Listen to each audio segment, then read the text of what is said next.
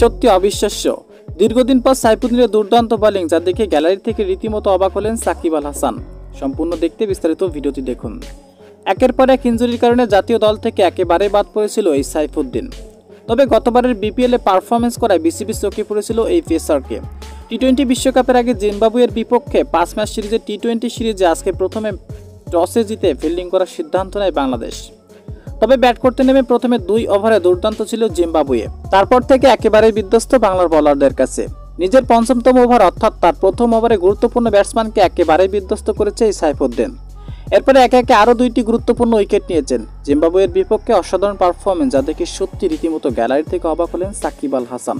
তবে সর্বশেষ 15 ওভার 4 বলে 7 উইকেটে 82 রান করেন জিম্বাবুয়ে বাংলাদেশের বিপক্ষে। তো দর্শক, আজকে বাংলাদেশ কি পারবে জিম্বাবুয়ের বিপক্ষে ম্যাচ জিততে? পারবে কি 5 ম্যাচের সিরিজ জিততে? জানিয়ে দিবেন আপনার মূল্যবান মতামতটি। ধন্যবাদ।